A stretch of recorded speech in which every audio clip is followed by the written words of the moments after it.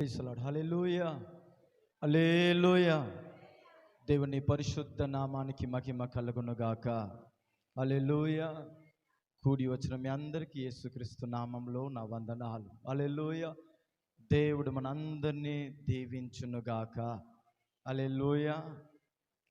అనేక నెలల తర్వాత ఒకరిని దేవుని సన్నిధిలో కలుసుకుంటానికి దేవుడు ఇచ్చిన ఈ మంచి ధన్యతని బట్టి దేవుని స్తుతిస్తున్నాను, దేవుని నామాన్ని ఘనపరుస్తున్నాను. హల్లెలూయా. ఆత్మీయ జీవితంలో అతి బలమైనది ఐక్యత. హల్లెలూయా. ఆత్మీయ జీవితంలో అతి బలమైనది ఏమిటండి? ఐక్యత. మీరు వాక్యం విని ఉంటారు, ఒకడు 1000 మందిని తరుముతాడు. హల్లెలూయా. లేఖనంలో రాయబడింది ఒకడు 1000 మందిని తరుముతాడు, ఇద్దరు 10,000 మందిని తరుముతారు అని రాయబడింది. హల్లెలూయా. వాస్తవానికి మనం ఎలా ఆలోచించాలంటే, ఒక వ్యక్తి 1000 మంది అంటే ఇద్దరు కలిస్తే 2000. హల్లెలూయా. లెక్క అలాగనే రావాలి.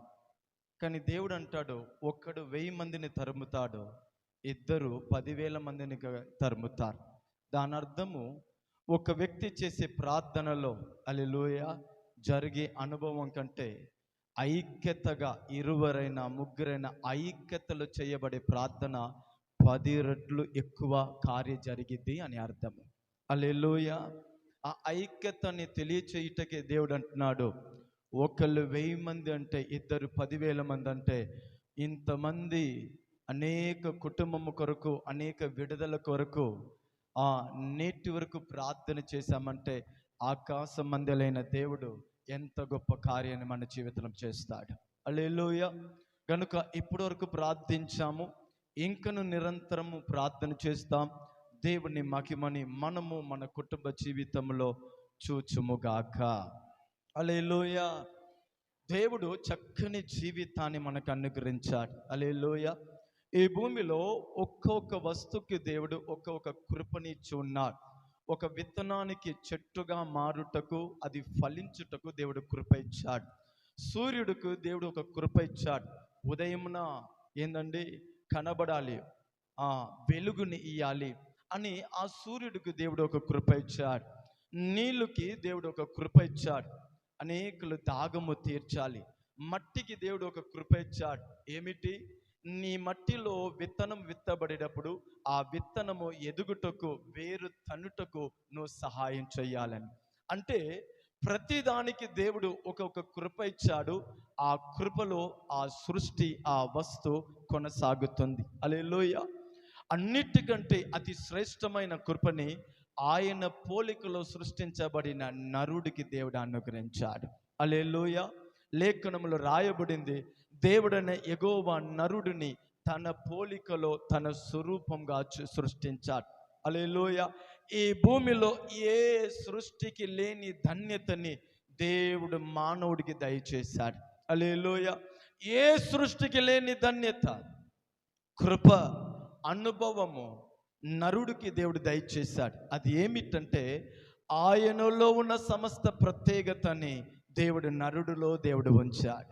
అందుకే లేఖనము సెలవిస్తుంది, దేవుడు పరిశుద్ధుడిగా ఉన్న ప్రకారం నరుడిని కూడా పరిశుద్ధంగా సృష్టించాడు. ఆయన నీతిమంతుడిగా ఉన్న ప్రకారం నరుడిని నీతిమంతుడిగా సృష్టించాడు. ఆయన తేజోమయుడిగా ఉన్న ప్రకారము నరుడిని కూడా ప్రకాశించేవాడుగానే దేవుడు సృష్టించాడు.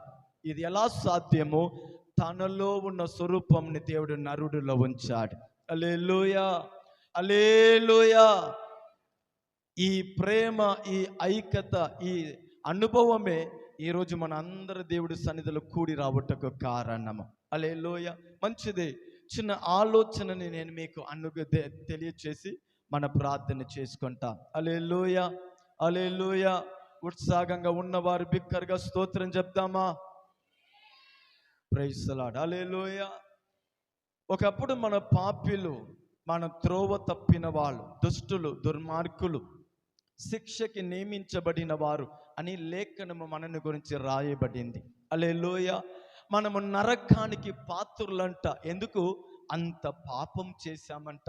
లేఖనంలో రాయబడింది, ఏ భేదము లేదు, అందరూ పాపము చేసి దేవుడు అనుగ్రహించిన మహిమని పోగొట్టుకున్నారు. ఏ భేదం లేదు. ధనవంతుడైనా బలవంతుడైనా ఎక్కడ ఉన్నవాడైనా ఎటువంటిదైనా ఏ దేశంలో ఉన్నవాడైనా ఏ భేదము లేదు. అందరూ పాపము చేసి దేవుని మహిమని పోగొట్టుకున్నారు. దేవునికి దూరం అయిపోయారు. ఆశీర్వాదానికి దూరం అయిపోయారు. దేవుని ఒక కోపానికి గురి అయిపోయారు. ముగింపు నరకానికి పాత్రులుగా అయిపోయారు. ఆ నరుడిని రక్షించి ఒక చక్కని జీవితాన్ని అనుగ్రహించుటకే దేవాది దేవుడు శరీరధారిగా ఈ భూమి మీద దిగి వచ్చాడు. ఆయన పేరే నజరేయుడైన యేసుక్రీస్తు. హల్లెలూయా. ఆ యేసయ్య ఈ భూమి మీద వచ్చాడు. కల్వారి సిలువలో కొట్టబడ్డాడు, గాయపరచబడ్డాడు, చంప మీద కొట్టబడ్డాడు, శరీరం నలుగ కొట్టబడింది, అవమానానికి గురి అయ్యాడు, నిందలకి గురి అయ్యాడు, వేదనకి గురి అయ్యాడు, శరీరము ముక్కలు ముక్కలు చెయ్యబడింది, తల మీద ముళ్ళు కిరీటము పెట్టబడింది, ఆయన కన్ను విపరీతంగా కొట్టబడింది, శరీరమంతా గాయము. ప్రపంచంలో ప్రతి దానికి అందాన్ని కలుగ చేసిన వాడు కల్వరి సిలువలో తన రూపాన్ని పోగొట్టుకున్నాడు. ఘోరంగా కొట్టబడ్డాడు, మరణించాడు, రక్తం కార్చాడు, పునరుద్ధానుడుగా తిరిగి లేచాడు. హల్లెలూయా. యేసయ్య ఎంత గొప్ప అనుభవం, శ్రమలు, వేదన, దుఃఖము. ఎందుకంటే పాపి అయిన నా జీవితంలో మరలా ఒక పరిశుద్ధ జీవితాన్ని తీసుకొని రావాలి. నా పాపము వలన నేను నరకానికి వెళ్ళకూడదు. నా పాపము నా జీవితంలో కొట్టివేయబడాలి. నాలో ఉన్న శాపము కొట్టివేయబడాలి. నా మీద ఉన్న తీర్పు మార్చబడాలి. నేను ఒక మంచి బ్రతుకు ఈ భూమిలో అనుభవించాలి. ఈ ధన్యతని నాకు కలుగ చేయుటకు ప్రేమ కలిగిన దేవుడు నాకు బదులుగా కొట్టబడ్డాడు, నాకు బదులుగా మరణాన్ని రుచి చూశాడు, నాకు బదులుగా మరణించాడు. నేను అనుభవించవలసిన సమస్తముని ఆయన కల్వారి సిలువలో అనుభవించి ఆయన కార్చిన రక్తము వలన మనకి పాప సమాపణని దయచేసి మన మీద ఉన్న శిక్షని తీసివేసి మనకి ఒక నూతన జీవితంని దయచేశాడు. హల్లెలూయా. ఈరోజు మన విశ్వాసులు అని మనం పిలువబడుతున్నామంటే యేసయ్య మరణము వలన. ఈరోజు మన నీతిమంతులు అని పిలువబడుతున్నామంటే యేసయ్య మరణం వలన. ఈరోజు నేను యేసయ్య సొత్తు అని నేను పిలువబడుతున్నానంటే యేసయ్య మరణం వలన. ఈరోజు నేను యేసయ్య బిడ్డ, ఆయన వారిసు, ఆయనకు సొంతం అని నేను పిలువబడుతున్నానంటే కేవలం యేసయ్య మరణం. ఆయన మరణించకపోతే నేను నిత్య నరకంలోనే ఉన్నవాడు. హల్లెలూయా. ఎందుకు ఇలా చేశాడంటే మనని ఆయన అధికంగా ప్రేమిస్తున్నాడు. హల్లెలూయా. ఆ దేవుడు మనకి ఇచ్చిన ఈ రక్షణ జీవితాన్ని కాపాడుకొనుట మన బాధ్యత. దేవుడు మనకిచ్చిన ఈ నూతన జీవితాన్ని, ఈ రక్షణ జీవితాన్ని, ఈ మారు మనస్సుని, ఈ అద్భుతమైన అనుభవాన్ని ఆయనకి మహిమగా మనము కాపాడుకోవాలి. హల్లెలూయా. దేవుడు ఇచ్చిన ఈ జీవితంలో నుండి యేసయ్య మహిమపడాలి. ఆమేన్ చెప్పండి. హల్లెలూయా. ఈ భూమి శాశ్వతమైనది కాదు.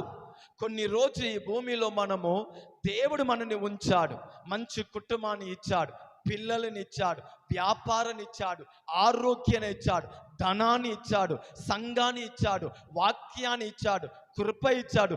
ఇదన్నీ ఎందుకు దేవుడు మనకిచ్చాడు? ఈ భూమిలో యేసయ్యకి సాక్షిగా మన బ్రతుకాలి. ఈ భూమిలో ధన్యులుగా మనం జీవించాలి. హల్లెలూయా.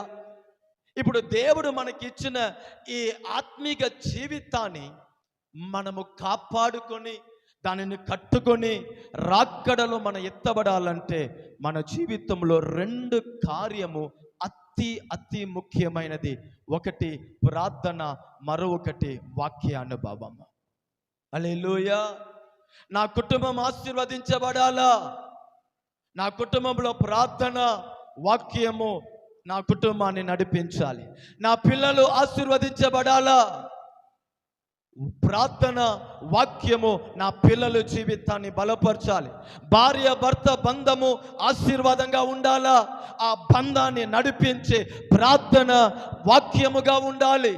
నేను చేసే పని ఆశీర్వదించబడాలా, నా జీవితం పరిశుద్ధంగా ఉండాలా, నేను నివసించే సమాజంలో సాక్ష్యముగా నేను బ్రతకాలా, రాక్కడికి నేను సిద్ధపడాలా. ఇదన్నిటికీ పునాదిగా దేవుడు మనకి ఇచ్చినది ప్రార్థన అనుభవము, వాక్య అనుభవము. హల్లెలూయా.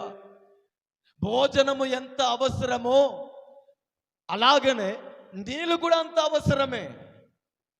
హల్లెలూయా. భోజనం ఎంత అవసరమో నీళ్ళు కూడా అంతే అవసరము. దీనిలో ఏది ఒక్కటి కూడా నేను తగ్గించుకోలేను. ఇది రెండు కలిసేటప్పుడే ఏందంటే నేను ఆరోగ్యవంతులుగా ఉండగలుగుతున్నాను. అలాగనే మన ఆత్మిక జీవితం కూడా ఆరోగ్యముగా, ఆశీర్వాదంగా, పరిశుద్ధంగా ఉండాలంటే ప్రార్థన వాక్యాన్ని ఎత్తు పెట్టుకొని జీవించండి. హల్లెలూయా. ప్రార్థన వాక్యానికి మొదటి స్థానం ఇవ్వండి. ప్రార్థన వాక్యంని చదవండి. ప్రార్థన వాక్యంతో కట్టబడండి. ఇదే ఈ కడవరి దినములో అన్నిట్లో నుండి మనని తప్పించి మనుష్య కుమారుడు ముందు పరిశుద్ధంగా నిలబడుటకు నన్ను బలపరిచేది. హల్లెలూయా, హల్లెలూయా. కనుక ఈ 8 నెలల్లో ఈ కాన్ఫిడెన్స్ కాల్ ద్వారా గత 8 నెలల్లో దేవుడు ఎన్నో అనుభవాన్ని కలిగచేసి ఉన్నాడు. ఆమేన్ చెప్పండి. హల్లెలూయా. మొదటి రోజు మీరు కలిసిన అనుభవం వేరు, 8వ నెల పూర్తిలో మీరు కనబడే అనుభవాలు వేరు. హల్లెలూయా. ఇదన్నీ దేవుని కృప వలనే సాధ్యం. మేము జీవితాన్ని బాగు చేయలేను, మీరు నా జీవితాన్ని బాగు చేయలేము. కానీ ఆయన నామంలో చేసే ప్రార్థన మన జీవితాన్ని మగిమగా మార్చివేసింది. హల్లెలూయా. కనుక ప్రార్థన ఖచ్చితంగా ఏందండి మన జీవితంలో గొప్ప ఆయుధంగా దేవుడు అనుగ్రహించాడు. ప్రార్థన చెయ్యండి, వాక్యం చదవండి, దీనిలో ముందు సాగండి. నమ్మదగిన దేవుడు మనని అద్భుతంగా ఈ 8 నెలల్లో దేవుడు చేసిన కార్యము కంటే రాబోయే దినములో మన ప్రార్థన, మన పొందబోయే ఆశీర్వాదము ఊగకి మించినదిగా ఉండునుగాక. నమ్ముట నీ వలనైతే నమ్మేవాడికి సమస్తము సాధ్యము. నీవు విశ్వాసిస్తే దేవుని మహిమని చూస్తావు అని వాగ్దానం చేసిన దేవుడు నమ్మదగిన దేవుడు. అలాగనే జరిగించునుగాక. నా విశ్వాసం ఈ 8 నెలల్లో మన ఐక్యత వలన, మీరు చేసిన ప్రార్థన వలన ఇంతమంది కూడి ఉన్నాం. హల్లెలూయా. రాబోయే దినములో ఈ చర్చ్ కాదు, ఒక హాలులో కొన్ని వందల మందిగా సమకూడతాము. హల్లెలూయా. ఆమేన్ చెప్పరే. Praise the lord. 8 నెలల ప్రయాసము ఇక్కడ. దీని తర్వాత మనం విత్తబోయే విత్తనం, దాని అర్థము చేయబోయే ప్రార్థన, చేయబోయే ప్రయాసము, కార్చబోయే కన్నీటి ఒక పెద్ద స్థలంలో వందల మందిగా కూడి ఇలాగనే కృతజ్ఞతలు ప్రార్థనని నా దేవుడు జరిపించునుగాక. ఆయన నామము మహిమ కొరకు అలాగనే జరుగునుగాక. వాగ్దానం చేసిన దేవుడు నమ్మదగిన దేవుడు. ఒక వాక్యాన్ని చదివి మనం ప్రార్థించుకుంటాం. యెరెమీయాకు రాసిన గ్రంథము 38వ అధ్యాయము 13వ వాక్యం. యెరెమీయా గ్రంథము 38వ అధ్యాయము 13వ వాక్యము. యెరెమీయా అలాగు చేయగా వారు, ఈ మాట మీరు వినాలి, వారు అక్కడ ఉన్న కొందరు యెరెమీయాను దీంతో తాడుతో చేతుల్ని కట్టుకొని ఆ గోతిలో నుండి వెలుపలికి తీసిరి. అప్పుడు యెరెమీయా, చాలు. హల్లెలూయా. మనము చదివిన ఈ వాక్య భాగంలో యెరెమీయాను గురించి దేవుడు సెలవిస్తున్నాడు. పరిశుద్ధ గ్రంథమైన బైబిల్లోనే విలాపించి ప్రార్థించే ఒక సేవకుడు, ఒక ప్రార్థన పూరుడు అంటే అది యెరెమీయా. హల్లెలూయా. యేసు తర్వాత విలాపించే ఒక ప్రవక్త, ప్రార్థనలో నది వలనే కన్నీరు కార్చే ఒక సేవకుడు, ఆత్మల కొరకు నది వలనే కన్నీరు కార్చే ఒక సేవకుడు, ఒక కుటుంబం బాగుపడాలని నది వలనే కన్నీరు కార్చే సేవకుడు, ఒక వ్యక్తి విడుదల పొందాలి, ఒక కుటుంబం ఆశీర్వాదం పొందాలి, ఒక దేశము క్షేమముని చూడాలి, సంఘము ఆశీర్వదించబడాలి, సమాజము దీవించబడాలి, సమాజంలో పాపము కొట్టివేయబడాలని హృదయ అంతరంగములో నుండి నది వలనే కన్నీరు కార్చే ఒక సేవకుడు అంటే యెరెమీయా. హల్లెలూయా. యెరెమీయాని తినవద్దండి, తినడు. తాగవద్దని చెప్పండి, తాగడు. మాట్లాడవద్దని చెప్పండి, మాట్లాడకుండా ఉంటాడు. హల్లెలూయా. మీరు ఏది చెప్పినా యెరెమీయా చిత్తము అంటాడు, కానీ ప్రార్థన చెయ్యవద్దని చెప్పండి, మనసు ఒప్పుకోదు. హల్లెలూయా. అందుకే ఆయన విలాపించే ప్రవక్త అని రాయబడింది. యెరెమీయా ప్రార్థన చెయ్యకుండా ఆయన ఉండలేడు. కావాలంటే నేను చనిపోతాను, కానీ ప్రార్థన చేయకుండా నేను ఉండలేను. దేవుడితో మాట్లాడకుండా నేను ఉండలేను. దేవునికి మొర చేయకుండా ఉండలేను. దేవునికి నా ప్రజల కొరకు కన్నీరు కార్చకుండా ఉండలేను. ఇది యెరెమీయా సమర్పణ. ప్రార్థన పూరుడు.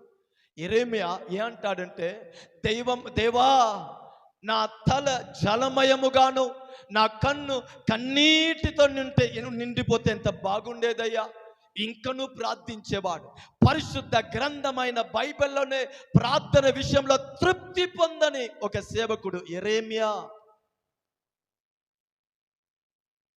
ప్రార్థన విషయంలో తృప్తి పొందడు. ఎంత ప్రార్థన చేసినా ఇంకా చేస్తే బాగుండేది. రాబోయే దినంలో ప్రార్థన విషయంలో ఇటువంటి కృప దేవుడు మన అందరి మీద కుమరించును గాక. గంటలు ప్రార్థన చేసిన తర్వాత కూడా ఇంకా ప్రార్థన చేస్తే బాగుండేది అని ఆసక్తి మనసు మనకి దయచేయును గాక. హల్లెలూయా. ఎంత ఏడ్చి ప్రార్థన చేసిన తర్వాత, అబ్బా చాలాసేపు ప్రార్థన చేసేసాను, చాలా కన్నీటి కార్చేశాను అనే తలంపు, అనే తపన యెరెమీయాకి అస్సలు రాదండి. మరలా అంటాడు, ఇంకా కొంచెం ప్రార్థన చేస్తే బాగుండేది, ఇంకా కొంచెం ప్రార్థన చేస్తుంటే అబ్బా ఆ కుటుంబం బాగుపడేవారు. ఇంత గొప్ప దైవజనుడు, ప్రార్థన పూరుడైన యెరెమీయాని ఆ కాలంలో ఉన్నవారు ఏం చేశారంటే బంధించి పెట్టేశారు. హల్లెలూయా. ఆ వ్యక్తిని, ఆ సేవకుడిని విడిపించుటకు దేవుడు ఒక తాడుని కింద పంపించాడు. హల్లెలూయా. ఒక తాడుని కింద పంపించి అంటున్నాడు, ఆ తాడుని పట్టుకో అంటున్నాడు. యెరెమీయా ఆ తాడుని పట్టుకోగానే దేవుడు యెరెమీయాని ఆ లోయలో నుండి ఏందండి పైకి తీసుకొని వచ్చేస్తాడు. మన ఆరాధించే దేవుడు విడిపించే దేవుడు. మన ఆరాధించే దేవుడు ప్రార్థన పూర్ణని తప్పించే దేవుడు. హల్లెలూయా. నేను అంటాను, నేలలో లేకపోతే పొలములో మన విత్తనములో కొన్ని విత్తనము నష్టపోవచ్చు. నష్టం పోవచ్చు. మనకి మాట ఇచ్చిన వారు మనుషుల్లో కొందరు మనని మర్చిపోవచ్చు. మన కష్ట జీతంలో కొన్ని సందర్భంలో కొన్ని కష్ట జీతము మన దగ్గర రాకుండా కొందరు మోసం చేసి ఉండవచ్చు. మన హృదయ వాంఛలు కొన్నిసారి నెరవేరకుండా పోయి ఉండవచ్చు. కొన్నిసారి మన అడుగు తడబాయిపోయిన పరిస్థితులు అవ్వచ్చు. ప్రయాసములో నష్టము, విత్తనములో నష్టము, ఆశలో నష్టము, ప్రయాసంలో నష్టం పోవచ్చు. ఈ ఉదయం నేను మీకు చెప్తాను, ప్రార్థన చేసేవాడు మొర ఒక్కటి కూడా వ్యర్థంగా పోవద్దు. హల్లెలూయా. ప్రార్థన ఏ నాటి కూడా, ఏ కాలంలో కూడా వ్యర్థంగా పోవదంట. అందుకే దావీదు అంటున్నాడు, ఆయన మన కన్నీటిని ఎక్కడ దాచిపెట్టాడంట చెప్పాలి. దేవా, నా కన్నీటిని నీ గవనిలో ఏం చేశాడండి? గవిలలో దాచిపెట్టాడు. హల్లెలూయా. నాకు అర్థం కాని వాక్యం ఇది. హల్లెలూయా. పరలోకంలో దాచిపెట్టుటకు ఎన్నో విలువైన కార్యం ఉంది. కానీ పరలోకంలో దాచిపెట్టే కార్యాన్ని గురించి దేవుడు చెప్పేటప్పుడు ఒక కన్నీటి ప్రార్థనని దేవుడు భద్రపరిచి ఉన్నాడంటే ఎంత ఆశ్చర్యం అండి. హల్లెలూయా. హల్లెలూయా. నేను దానిని దాచిపెట్టి ఉన్నాను, దీనిని దాచిపెట్టి ఉన్నానని చెప్తే పర్వాలేదు. దేవుడు అంటాడు, ఒక దేవుని బిడ్డ నువ్వు గుడిసెలో ఉండి ప్రార్థించినా సరే, వీధిలో నిలబడి ప్రార్థించినా సరే, గదిలోనూ ఉండి ప్రార్థించినా సరే, ఎటువంటి పరిస్థితుల్లో నుండి, హాస్పిటల్లో నుండి, ఏంటంటే ఆఫీసులో నుండి, బస్సులో నుండి, ఇంటిలో నిలబడి, వీధిలో నిలబడి, ఏ సందర్భంలో ఎక్కడ నుండి హృదయ అంతరంగంలో నుండి నీ చేసిన ప్రార్థన, ఆ కన్నీటి నా చేతిలో భద్రపరచబడి ఉంది. దేవుడు అంటున్నాడు. కొందరు అంటారు, నా కన్నీటి ఎవ్వరికి అర్థం కావట్లేదు. కాదండి, నీ కన్నీటి ఆయన లెక్కలో ఉంది. హల్లెలూయా. నీ కన్నీటి ఆయన లెక్కలో ఉంది. ఇక్కడ విడిపించే దేవుడు ఒక తాడుని పంపించి యెరెమీయాని బయటికి తీసుకొస్తున్నా. హల్లెలూయా. ఒక 10-15 నిమిషం ఆ సమయంలోనే నేను మీకు ఒక 2 కార్యంని నేను మీకు నేర్పిస్తాను. హల్లెలూయా. పరిశుద్ధ గ్రంథమైన బైబిల్లో ప్రతి మాటకి దేవుడు ఆత్మీక అర్థాన్ని తెలియచేస్తాడు. ప్రతి మాట అది మన జీవితానికి దేవుడు బయలుపరిచిన సత్యం. ఇక్కడ మన చదివిన లేఖనంలో హైలైట్గా మనం చూసిన విషయం ఏంటంటే తాడు. చెప్పండి అందరూ. హల్లెలూయా. ప్రపంచంలో ప్రతి దేశంలో మరణ శిక్షానికి ఒక్కొక్క వస్తువుని వాడుతారు.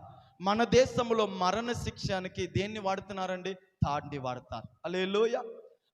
ఒక వ్యక్తి ఉరి శిక్ష అప్పగించబడ్డాడంటే ఆయన్ని తాడులో వేసేస్తారు. దాని అర్థము ఆయనకి మరణ శిక్ష విధించబడింది అని అర్థం. ఇలా తాడుకి ఎన్నో అర్థము బైబిల్లో ఉంది. హల్లెలూయా. నేను 2 మన ఆత్మీయ జీవితానికి సంబంధించిన కార్యాన్ని నేను మీకు తెలియచేస్తాను. హల్లెలూయా. ఇక్కడ తాడు యెరెమీయాని బయటికి తీసుకొస్తుంది. దాని అర్థము మీకు చెప్పనా? లోయలో నుండి లేవనెత్తే దేవుని హస్తము. హల్లెలూయా. ఇక్కడ తాడు అని రాయబడింది, కానీ మనని లేవనెత్తేది దేవుని హస్తము. హల్లెలూయా. ఈ భూమిలోనే అతి బలమైనది, ఈ భూమిలోనే మనని క్రమంగా నడిపించేది, ఈ భూమిలోనే అపవాది దగ్గర మన కొరకు యుద్ధము చేసి జయముని అనుగ్రహించేది దేవుని హస్తమే. హల్లెలూయా. ఈ దేవుని హస్తము మన జీవితములో ఉన్నప్పుడు, దేవుని హస్తము కింద ఉన్నప్పుడు, దేవుని హస్తము పని చేయుటకు మనము అవకాశం ఇచ్చేటప్పుడు మనము గొప్ప గొప్ప మేలుని మనం చూస్తాము, గొప్ప విడుదలని మనం చూస్తాం, గొప్ప ఆశ్చర్య కార్యముని మనం చూస్తాం. అందుకే పేతురు గారు 1 పేతురు 5వ అధ్యాయము 6వ వాక్యంలో ఇలా చెప్పాడు. ఏం చెప్పాడు? దేవుడు తగిన సమయంలో మిమ్మల్ని హెచ్చించినట్లు ఆయన బలిష్టమైన చేతు కింద దీన మనసు కలిగి ఉండుడి. దేవుని హస్తం ఎటువంటిదంట? దేవుని హస్తం బలమైన హస్తము. హల్లెలూయా. మనని నడిపించే దేవుని హస్తము బలమైన హస్తము. మనని విడిపించే దేవుని హస్తము బలమైన హస్తము. మనని లేవనెత్తే దేవుని హస్తము బలమైన హస్తము. ఒక దేవుని బిడ్డ, ఒక కుటుంబము, మన ధనము, మన పని, మన సమస్తము ఆయన చేతి కింద వచ్చేస్తే ఆయన చేతుల నుండి మనని ఎవ్వరు కూడా అపహరించలేరు. ఆమేన్ చెప్పండి. యేసయ్య అన్నాడుగా, ఆయన చేతుల నుండి మనని ఎవ్వరు అపహరించలేరు. ఒకవేళ మీ ఆశీర్వాదాన్ని ఎవరైనా అపహరించుకున్నారా? మీ ఆశీర్వాదం ఎవరి దగ్గరైనా చిక్కుకుందా? మీ ఆశీర్వాదం పలానా దగ్గర ఉందయ్యా, ఇస్తానంటున్నాడయ్యా, ఎప్పుడు వచ్చేది అర్థం కావట్లేదు అంటున్నారా? యేసు నామములో ఆయన బలిష్టమైన చేతి కింద దాగి ఉండండి. ఆ హస్తమే మీ ఆశీర్వాదాన్ని తీసుకుని వచ్చేది. హల్లెలూయా. మనము ఆయన చేతి కింద ఉన్నప్పుడు మననే సరే, మన ఆశీర్వాదాన్ని సరే ఇంకొకడు అబ్బగరించుటకు దేవుడు పొరపాటు కూడా నెమ్మది ఇయ్యాడు. సైలెంట్గా ఉన్నారే. తీసుకోండి అయ్యా, పర్వాలేదు అన్నట్టు మీరు ఉన్నారు. హల్లెలూయా, ప్రైజ్ ది లార్డ్, హల్లెలూయా. మన ఆశీర్వాదం, అందుకే దేవుడు అన్నాడు, యోబు కుటుంబము, యోబుకు కలిగిన సమస్తముని కంచెవేసి నా దేవుడు కాపాడాడంట. హల్లెలూయా. మన సంపాదన కూడా ఆయన కంచెలోనే ఉంటాయి. హల్లెలూయా. కనుక దేవుని హస్తము ఎటువంటి పరిస్థితుల్లో నుండి సరే మనల్ని లేవనెత్తి. నేను త్వరగా మీకు చెప్తాను. పరిశుద్ధ గ్రంథమైన బైబిల్లో యోసేపుని లేవనెత్తిన తాడు, ఈ మాట చెప్తారా? యోసేపుని లేవనెత్తిన తాడు మన అందరికీ తెలుసు. నేను కథగా మీకు చెప్తాను. హల్లెలూయా, వినండి. అబ్రహాము దేవుని నమ్ముకున్నాడు, విశ్వాసించాడు, దేవుడు వాగ్దానం చేశాడు. ఆ వాగ్దాన ప్రకారం దేవుడు ఈసాకుని ఒక చక్కని కుమారుడిని దేవుడు అనుగ్రహించాడు. ఈసాకు విశ్వాస జీవితాన్ని దేవుడు చూశాడు. దేవుడు ఏసావు, యాకోబు అని ఇద్దరు కుమారులను దేవుడు దయచేశాడు. ఈ యాకోబుకి 13 పిల్లలు, ఒక కుమార్తె, 12 కుమారులు. హల్లెలూయా. దీంట్లో యోసేపు అనే ఒక వ్యక్తి, ఒక కుమారుడు ఉన్నాడు, ఆత్మీయుడు. 12 కుమారులు ఉన్నా కూడా యోసేపు ప్రత్యేకమైన వాడు. హల్లెలూయా, చెప్పండి. 12 ఉన్నా కూడా యోసేపు ప్రత్యేకమైన వాడు. ఈ ఆత్మీక తండ్రి యాకోబు చిన్నప్పటి నుంచే పిల్లలందరికీ భక్తిని నేర్పించాడు, దేవుణ్ణి నేర్పించాడు, ప్రార్థన నేర్పించాడు, వాక్యం నేర్పించాడు. అన్ని నేర్పించినా కూడా కొందరు విన్నారు, దానిని పట్టించుకోలేదు. కానీ యోసేపు తండ్రి నేర్పించిన ప్రతి ఆత్మిక కార్యంని హృదయంలో చేర్చుకున్నాడు. తండ్రి చెప్పిన ఆ దేవుణ్ణి అనుభవించుట మొదలు పెట్టాడు, విశ్వాసించేవాడుగా ఎదిగాడు. అలాగనే ఉన్నప్పుడు యోసేపుకు 17 వయస్సు గలవాడుగా ఇప్పుడు ఉన్నాడు. హల్లెలూయా. యోసేపు వయసు ఇప్పుడు ఎన్ని అండి? 17. అప్పుడు ఈ తండ్రి కూడా కుమారులు అందరికంటే యోసేపుని కొంచెం ఎక్కువనే ప్రేమించేవాడు. పార్షాలిటీ. హల్లెలూయా. అందరికంటే కొంచెం ఎక్కువనే యోసేపుని ప్రేమించేవాడు. ఇదే అన్నలు అందరికీ కోపం. హల్లెలూయా. వీడికంటే ముందు మేము పుట్టాం కదా, మేం కాదా గొర్రెల్ని మేపేది, మేం కాదా తండ్రికి సహాయకులుగా ఉండేది. ఈ యోసేపు ఏ పని చేయడు, కానీ నాన్న ఈయననే పొగడుతున్నాడు, ఈయనకే అన్ని కొని పెడుతున్నాడు, ఈయననే తన దగ్గర పెట్టుకుంటున్నాడు. అన్నలు అందరికీ యోసేపు మీద భయంకరమైన కోపం. హల్లెలూయా. ఇటువంటి పరిస్థితి మధ్యలో ఒకరోజు దేవుడు యోసేపుకి ఒక దర్శనం ఇచ్చాడు. తన భవిష్యాన్ని గురించిన దర్శనం ఇచ్చాడు.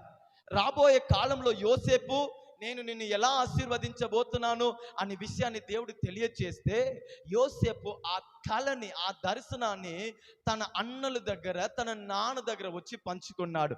నాన్న, గత రాత్రిలో దేవుడు నన్ను దర్శించాడు, నాకు ఒక కళ చూపించాడు. ఆ కళలో నేను ఎలా ఆశీర్వదించబోతున్నాను, నా భవిష్యత్తు ఎలా ఉంటాయి, నేను గొప్పవాడు అయిన తర్వాత అన్నలు అందరూ నా దగ్గర వచ్చేనట్టు చూశాను అన్నాడు. ఆల్రెడీ ఈయన మీద అందరూ కోపంలో ఉన్నారు. ఇంకా ఈయన వచ్చి ఒక కొత్త కథ చెప్పాడు చూడండి, వాళ్ళకి ఇంకా ఈయన మీద కోపం. హల్లెలూయా. నేను మీకు ఒక మాట చెప్తాను. మీరు ఎప్పుడు యేసయ్య పక్షంలో నిలబడతారో మనల్ని విమర్శించేవారు ఉంటారు. హల్లెలూయా. మీరు ఎప్పుడు ఆత్మీయతానికి, దేవునికి మొదటి స్థానం ఇస్తారో లోకము మనల్ని విమర్శిస్తారు, చిన్న చూపు చూస్తారు, ఎగతాళి చేస్తారు. మన భక్తిని నలుగురి దగ్గర ఎగతాళిగా మాట్లాడుకుంటారు. ఎప్పుడు దేవుని స్వరం వినేవారుగా, దేవుడి మాట వినేవారుగా, దేవునికి మన జీవితంలో మొదటి స్థానం ఇచ్చేవారుగా, దేవునికి ఇష్టలుగా ఉండుటకు మనని మార్చుకునేటప్పుడు లోకం ఇష్టపడరు. లోకం ఇష్టపడరు. ఇప్పుడు ఈ అన్నలు ఒక లోకస్తులుగా కనబడుతున్నారు. యోసేపుని ఎలాగైనా సరే మనలో నుండి తీసివేయాలని ఆలోచించారు. ఒకరోజు ఏందంటే అన్నలు అందరూ దూర ప్రాంతానికి గొర్రెలు మేపుటకు వెళ్తే కుమారులు రాలేదని బాధపడిన తండ్రి యోసేపుని పిలిచి అన్నాడు, యోసేపు, అన్నలు గొర్రెలు మేపుటకు వెళ్ళి చాలా రోజు అయిందయ్యా, వారు ఎక్కడ ఉన్నారో తెలీదు, వారు సరిగా తినారా లేదా మనకి తెలీదు, కనుక ఈ భోజన పదార్థంని నువ్వు తీసుకొని వెళ్ళి అన్నల్ని కలిసి రా అని పంపిస్తాడు. అప్పుడు యోసేపు అంటాడు, నాన్న నేను వెళ్తాను. యోసేపు తన అన్నలకి తినుటకు పదార్థాన్ని తీసుకొని వెళ్తున్నాడు.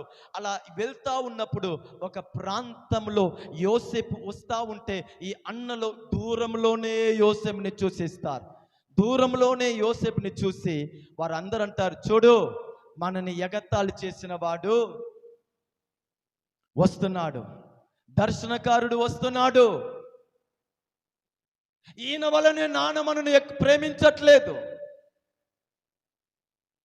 ఈయన మన ఆశీర్వాదాన్ని తీసుకుంటున్నాడు, ఈయనని వదిలిపెట్టకూడదని అక్కడ వచ్చే యోసేపు అన్న దగ్గర వచ్చేటప్పుడు వారందరూ కలిసి యోసేపుని కొట్టి హింసించి అక్కడ ఎండిన బావిలో ఏం చేస్తారండి, నీళ్లు లేని ఒక బావి ఉంటే దాంట్లో ఏం చేస్తారు, వేసేస్తారు, పడేస్తారు. హల్లెలూయా. 17 వయసు కలిగిన ఒక యవనస్తుడిని విపరీతంగా కొట్టి గాయపరిచి ఎండిన ఒక బావిలో పడేస్తారు. హల్లెలూయా.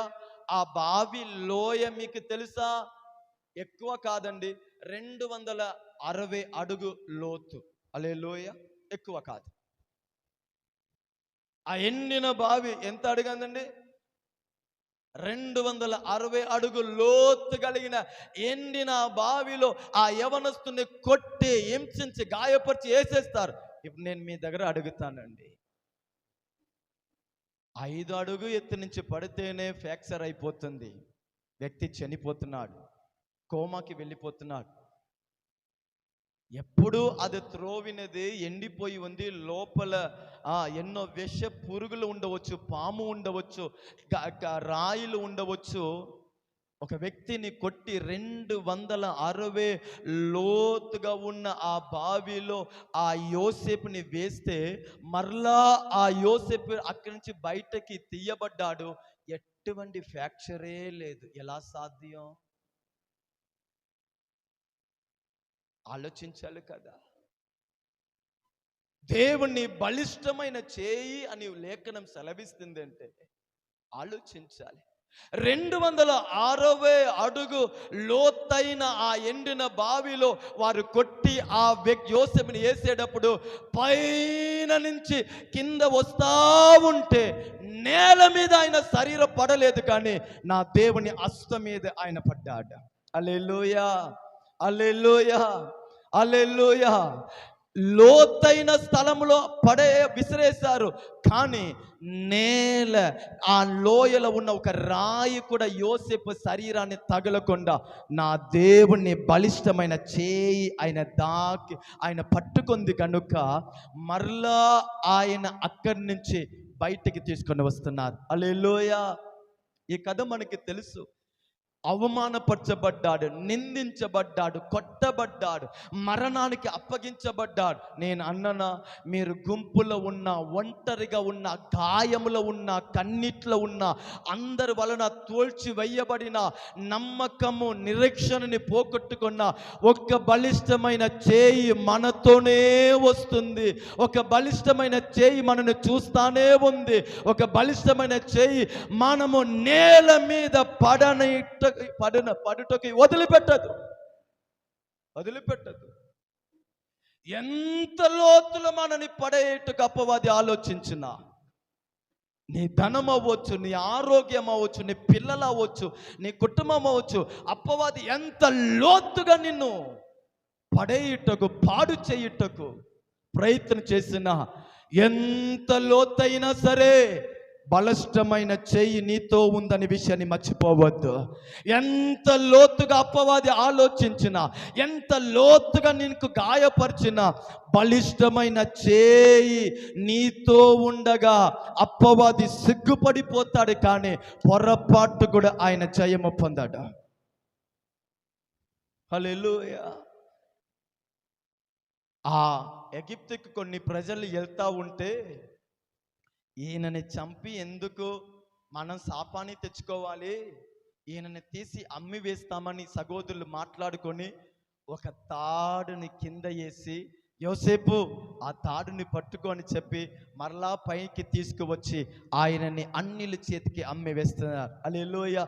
అమ్మి వేయబడిన వాడు, హింసించబడినవాడు, కుటుంబానికి దూరం చేయబడినవాడు, ఎగతాళి చేయబడినవాడు, గమ్యము అయిపోయింది అనుకున్నాడు, నా భవిష్య అయిపోయింది అనుకున్నాడు, నేను చూసిన దర్శనము అయిపోయింది అనుకున్నాడు, ఇంకా నా ఈ తండ్రిని చూడను అనుకున్నాడు, ఇంకా నా ఇల్లుని చూడను అనుకున్నాడు, ఇంకా నాకు ఏది కూడా లేదు. కొందరు రొమ్ము కొట్టుకొని ఏడుస్తారు, అయిపోయిందయ్యా, అయిపోయింది, నా ప్రయాసం అయిపోయింది, నా ప్రయత్నాలు అయిపోయింది, కన్నీటి కార్చి చూశానయ్యా, లాభం లేదయ్యా, నా నిరీక్షణ అన్నీ పోయింది. యోసేపు కూడా ఒక 17 వయసు కలిగిన యోసేపు, శరీరమంతా గాయం, లోయల విసిరేయబడిన వాడు, మరలా తీయబడ్డాడు. సొంత అన్నలే తన తమ్ముడిని అన్యులు చేతికి డబ్బులకి అమ్మి వేశాడు. ఎంత బాధపడి ఉంటాడు. అలా డబ్బులకి ఈయనను అమ్మేటప్పుడు ఒకవేళ యోసేపు ఇలా ఆలోచించవచ్చు, అన్నా ఈ అన్యుల చేతికి మీరు నన్ను అమ్ముటకు బదులుగా మీ చేతిలోనే నన్ను చంపివేస్తే బాగుండేది, ఈ గాయము కంటే, ఈ అవమానము కంటే మీరు నన్ను అన్యుల చేతికి నాణ్యానికి డబ్బులకి అమ్ముతున్నారే, దీనికి మించిన దుఃఖము, బాధ, అవమానం మరొకటి లేదన్నా అని కేకలేసి ఉండవచ్చు. అన్నలు కాలు పట్టి ఏడ్చి ఉండవచ్చు, అన్నలు వస్త్రాన్ని పెట్టి బతిమలాడి ఉండవచ్చు, అన్నా ఇంకా నేను ఏది కూడా పొరపాటు చెయ్యను, మీరు చెప్పినట్టే ఉంటానని అనేక మాటలు చెప్పి కేకలేసి ఉండవచ్చు. దయ, కనికరం అనేది ఇంత కూడా లేదు. చీ అని అమ్మి వేశారు. అన్య దేశానికి వెళ్ళాడు. ఒక మార్కెట్లో అలాగనే బానిసుడిగా నిలబడుతున్నాడు. శరీరమంతా గాయము, వస్త్రమంతా చినిగిపోయి ఉంది, అలాగనే తలని దించుకొని నిలబడుతున్నాడు. ఆ మార్కెట్లో కొన్ని ధనవంతులు వచ్చి అంటున్నాడు, ఈ అబ్బాయిని ఎక్కడి నుంచి తెచ్చారు, పలానా దేశం నుంచి తెచ్చాము, అందంగా కనబడుతున్నాడే ఈ వ్యక్తి, ఈ అబ్బాయి బాగా పని చేస్తాడు, ఎంత డబ్బులు ఇస్తారు? కొన్ని డబ్బులకి ఈ యోసేపుని ఒక యజమానుడు తన ఇంటి పనికి తీసుకొని వెళ్తున్నాడు. ఈ యవనస్తుడు ఒక ఇంటి పనికి వెళ్ళి ఇంట్లో ఊడుస్తున్నాడు, తుడుస్తున్నాడు, అన్ని చెత్త తీస్తున్నాడు. అలా పని చేసేటప్పుడు తన ఇల్లుని ఎంత ఆలోచించుంటాడు, తన అన్నని ఎంత ఆలోచించుంటాడు, తన దుఃఖాన్ని ఎంత ఆలోచించుంటాడు. ఇలా ఉన్నవాడు కాదా, ఇలా అయిపోయింది. హల్లెలూయా. కానీ ఒక మాట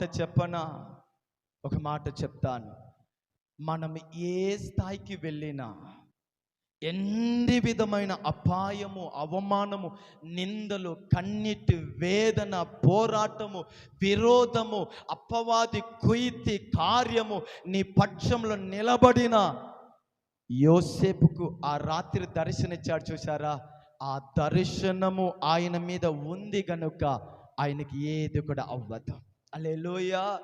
యోసేపు మీద దేవుని వాగ్దానం ఉంది కనుక యోసేపు అన్య దేశంలో ఉన్న ఎక్కడ ఉన్నా సరే తగిన సమయంలో నా దేవుడు లేవనెత్తుతాడు. హల్లెలూయా. అన్నలు చేతుకు దేవుడు ఎందుకు తప్పించాడు? ఆ ఎండిన బావిలో దేవుడు మరణంలో నుండి ఎందుకు తప్పించాడు? ఎగిప్తులు ఎందుకు తప్పించాడు తెలుసా? నీవు మరణించుట దేవుని చిత్తము కాదు, నీ మీద నేను ఉంచిన ఉద్దేశము నీ జీవితంలో నెరవేరాలి. అది నెరవేరే వరకు నువ్వు బ్రతికి ఉండాలి.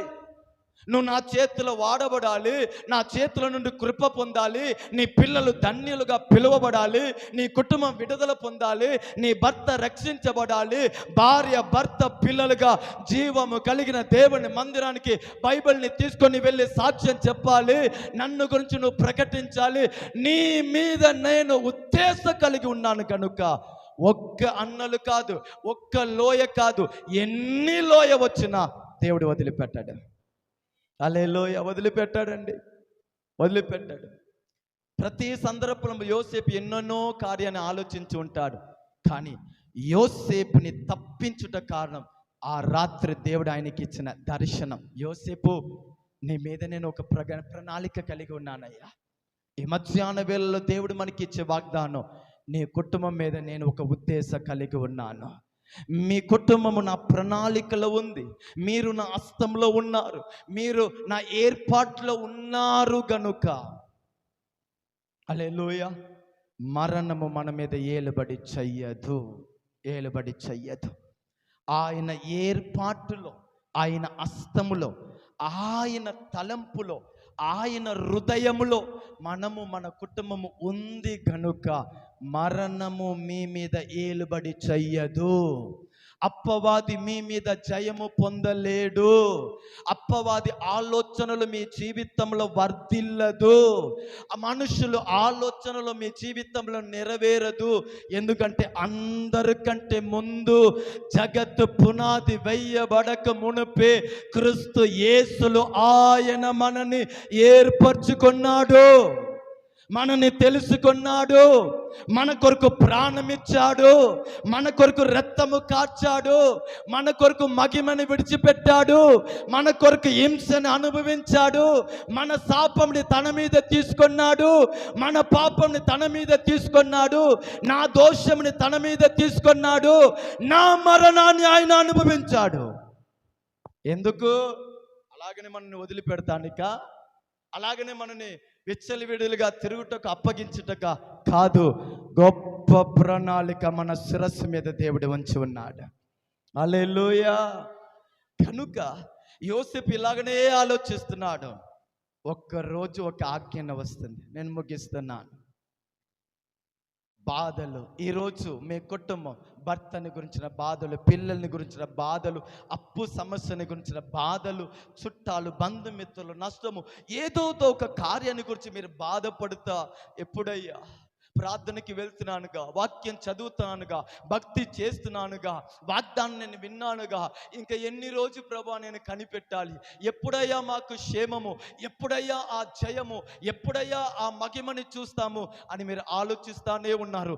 యోసేపు కూడా ఊడిసేటప్పుడు ఆలోచిస్తున్నాడు, తుడిసేటప్పుడు ఆలోచిస్తున్నాడు, చెత్తని తీసేటప్పుడు ఆలోచిస్తున్నాడు, తినేటప్పుడు ఆలోచిస్తున్నాడు, పనుకొనేటప్పుడు ఆలోచిస్తున్నాడు, తండ్రి గుర్తుకు వస్తున్నాడు, అన్నలు గుర్తుకు వస్తున్నారు. ఆయన కొట్టబడినది, హింసించబడినది ఒక్కటి శరీర గాయము మానిపోయింది, లేక హృదయములో కలిగిన గాయము, ఆ వేదన గుర్తుకు వచ్చి ఎన్ని రాత్రి ఏడ్చి ఉంటాడో. ఎప్పుడు నా బ్రతుకు, ఎప్పుడు నా జీవితం, దేవా నా నాన్నతో ఉన్నప్పుడు నాకు దర్శనమిచ్చావే, ఏమైందయ్యా? నా ప్రార్థన ఏమైంది? నా ప్రార్థనని మర్చిపోయావా? నాకు నీ ఇచ్చిన వాగ్దానాన్ని మర్చిపోయావా? ఈ స్థాయిలోనే నా బ్రతుకు అయిపోయిద్దా? ఆలోచించి ఉండవచ్చు. అవమానం మీద అవమానం, నిందల మీద నిందన, వేదన మీద వేదన. నేను చెప్తానండి, బాధ మీద బాధపడుతున్నారా? ఇబ్బంది మీద ఇబ్బందిలా? మనసులో ఎందరు గాయపరిచే మాటలా? ఎట్టు చూసినా ముయ్యబడినట్టు ఉందా? కొంచెమైనా బయటకు రావాలనుకుంటే అది కూడా ముయ్యబడుతుందా? నిరీక్షణని పోగొట్టుకుంటున్నారా? భయంగా ఉందా? ఏదైనా అయితో అని ఆలోచిస్తున్నారా? పిల్లలైనా ఏదైనా ఇలా యోసేపు ఆలోచించి ఏడుచి బాధలో ఉన్నప్పుడు అకస్మాత్తుగా రాజు దగ్గర నుంచి ఒక ఆజ్ఞ వస్తుంది. యోసేపుని తయారు చేసి నా దగ్గర తీసుకురండి. ఆమేన్ చెప్పండి. హల్లెలూయా, హల్లెలూయా. ఇలా ఏడుస్తాను, మీరు ఇలా ప్రార్థన చేస్తానే వెళ్ళండి. అకస్మాత్తుగా దేవుని ఆజ్ఞ ఒక్కసారి మిమ్మల్ని దర్శించింది. ఇంకా ఎన్నడు మీరు దుఃఖం నొందారు? హల్లెలూయా. ప్రార్థన చేస్తానే వెళ్ళండి, కన్నీరు కారుస్తానే వెళ్ళండి, నమ్మకంలోనే వెళ్ళండి, వెళ్ళండి, వెళ్ళండి. అకస్మాత్తుగా ఒక సైనికుడు వచ్చి అంటాడు, యోసేపు ఆ చీపురిని వదిలిపెట్టు, ఆ పనిని వదిలిపెట్టు, ఎమ్మటే బయటకి రా, స్నానం చేయి, ఇదిగో కొత్త బట్టలు వేసుకో, రాజు నిన్ను పిలుస్తున్నాడు. హల్లెలూయా. రాజు నిన్ను పిలుస్తున్నాడు. ఇంకా నీకు బానిసత్వం లేదు, ఇంకా ఈ తుడిచే అనుభవాలు లేదు, ఇంకా ఊడ్చే అనుభవాలు లేదు, ఇంకా నిన్ను గురించి మాట్లాడేవారు లేదు, నింద లేదు, అవమానం లేదు, పోరాటం లేదు, ఏది కూడా లేదు. ఎందుకు? రాజు నిన్ను పిలుస్తున్నాడు. హల్లెలూయా. ఒక్కసారి రాజు పిలిచాడండి, ఆ రోజులో నుండి యోసేపు జీవితం మొత్తం మారింది. రాజు పిలిచాడు, కొత్త బట్టలను ఇచ్చాడు, ఏందండి సింహాసనం ఇచ్చాడు. ఇప్పుడు చెప్పనా, బానుసుడుగా ఊడుస్తా ఉన్న యోసేపు సమస్త అగిప్తుకి ప్రధానిగా మార్చబడ్డాడు. హల్లెలూయా. ఊడ్చేవాడు ప్యూని ఎక్కడ, రాజు ఎక్కడ? ప్రమోషన్లు కూడా ఒక స్థానం ఉంటాయి, కానీ దేవుడు, నేను బైబిల్ ఫార్ములా నేను మీకు చెప్తున్నాను. హల్లెలూయా. ఒక్కొక్కసారి 1 2 3 4లో దేవుడు వెళ్తాడు. ఒకేసారి ఎందుకంటే ప్యూన్ని ప్రధానిగా చేసేది ఇది ఊగకి మించిన కార్యం. రాజు అంటున్నారు, యోసేపు నువ్వు ఆలోచన చెప్తే నేను వింటాను. హల్లెలూయా. నేను చెప్పనా, ఈరోజు ఎంతమంది మీ ప్రార్థనని బలహీనంగా ఏముందన్నారో వారు వచ్చి అంటున్నారు, నా కొరకు ప్రార్థన చేసుకో. హల్లెలూయా. దేవుడు మీ కొరకు ఆజ్ఞ ఇస్తాడండి. ఆ రోజు వచ్చిన తర్వాత ఇంకా అందరూ మనని తిరిగి చూస్తారే కానీ ధన్యులు అంటారు. నిజంగా నీ దేవుడు గొప్పవాడు అంటాడు, నీ ప్రార్థనని దేవుడు విన్నాడు అంటారు. నీ దేవుడే నిజమైన దేవుడు, దానియేలు దేవుడే నిజమైన దేవుడు, సాత్రాక్ మేషాక్ ఆబేతు దేవుడే నిజమైన దేవుడు, ఫరోన్ అంటున్నాడు యోసేపు దేవుడే నిజమైన దేవుడు. మిమ్మల్ని చూసి అంటారు నువ్వు ధన్యుడు. హల్లెలూయా. మీరు ప్రార్థన చేస్తానే వెళ్ళండి, సడన్గా మీ కొరకు కూడా ఒక ఆజ్ఞ సిద్ధంగా ఉంది, మీ కొరకు కూడా ఒక స్వరము సిద్ధంగా ఉంది, మీ కొరకు కూడా ఒక వాగ్దానం సిద్ధంగా ఉంది.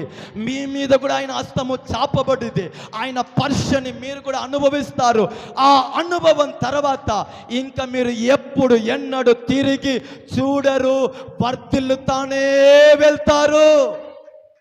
యోసేపుని లేవనెత్తిన తాడు దేవుని బలమైన హస్తము. హల్లెలూయా.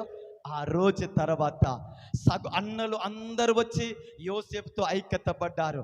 తండ్రి గారు వచ్చి యోసేపుని చూశారు. నేను అంటాను, యోసేపు జీవితం మహిమగా మార్చబడింది, మహిమగా మార్చబడింది. ఈ ప్రార్థనలో కూడి వచ్చిన దేవుని సంగమా, మీరు ఎటువంటి బంధకంలో ఎటువంటి కార్యంలో ఉన్నా సోలిపోవద్దు. చేసే ప్రార్థనని కొనసాగించండి, విశ్వాసంలో ముందు వెళ్ళండి, కన్నీటి అనుభవంలో ముందు వెళ్ళండి, ఐక్యతలో ముందు వెళ్ళండి, ప్రార్థన చదవండి, సేవకుల మాటకి లోబడండి, దేవుణ్ణి గట్టిగా అత్తు పెట్టుకోండి, మీ కన్నీటిని దేవుడి ముందు పోయండి, దేవుడి తట్టు చూస్తూ ఉండండి, ఆయన మీద ఆధారపడండి. ఆయన ఆజ్ఞ ఒక్కసారి మిమ్మల్ని దర్శించిన తర్వాత ఇంకా మీరు ఆలోచించినా కూడా అపవాది మీ దృష్టికి కనబడడు, మీరు ఆలోచించినా కూడా బాధ మీ కంటికి కనబడదు. ఏం తెలుసా? సమస్తమును నూతన పరిచేవాడు మన ఆరాధించే యేసయ్య.